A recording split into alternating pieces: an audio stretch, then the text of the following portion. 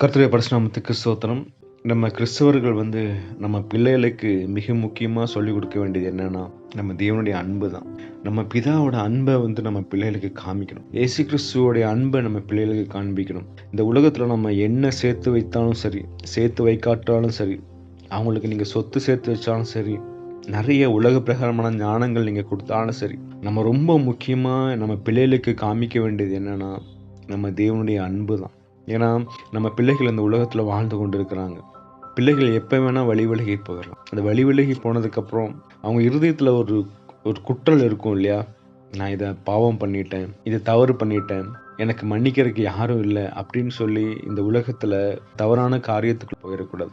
நான் என்ன பாவம் செய்தாலும், என்ன குற்றம் செய்தாலும் என்னை மன்னிக்கிற ஒரு தேவன் இருக்கிறார், ஒரு பிதா இருக்கிறார்.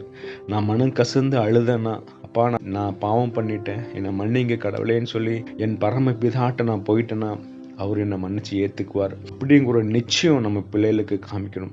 ஏன்னா இந்த உலகம் பாவத்தை கரெக்டுன்னு சொல்லி கொடுக்குது இல்லையா?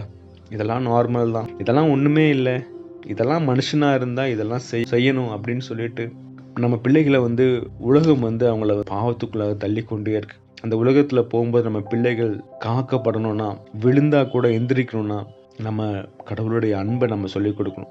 ஆவியான ஒரு அபிஷேகத்தை நம்ம அந்த பிள்ளைகளுக்கு பெற்றுக் கொடுக்கணும். இயேசு கிறிஸ்துவோடைய தியாகத்தை நம்ம சொல்லிக் கொடுக்கணும். இயேசு கிறிஸ்துவ நம்ம சொந்த ரட்சகராக ஏற்றுக்கொள்றதுக்காக அவங்களுக்கு நம்ம போதிக்கணும்.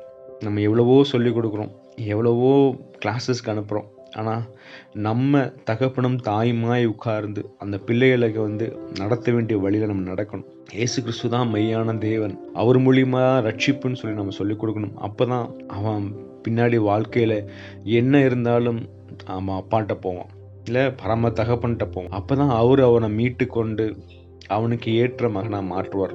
அதுதான் நம்ம லூக்கால நம்ம வாசிக்கிறோம். மனமாறிய மைந்தன் அந்த ஊமையில் படிக்கும்போது வசனம் லூக்கா 15:17 நீங்கள் பார்த்தீங்கன்னா, அவனுக்கு புத்தி தெளிந்த போது அவன், என் தகப்பனுடைய கூலிக்காரர் எத்தனையோ பேருக்கு பூர்த்தியான சாப்பாடு இருக்கிறது, நானோ பசியா இருக்கிறேன்.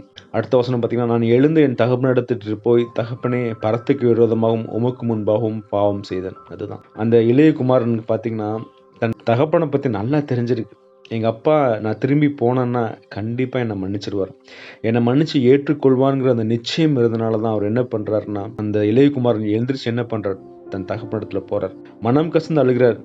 உமக்கு விரோதமாக பாவம் செஞ்சுட்டேன், பரத்துக்கு விரோதமாக பாவம் செஞ்சுட்டேன், என்னை மன்னிங்க, உங்களுடைய வேலைக்காரில் ஒரு நாள் ஏற்றுக்கொள்ளுங்கன்னு சொல்லும்போது அங்கே பாருங்களேன், அந்த தகப்பன் பாருங்கள் ஓடி கட்டி பிடிச்சி அணைச்சிக்கிறார். அதாவது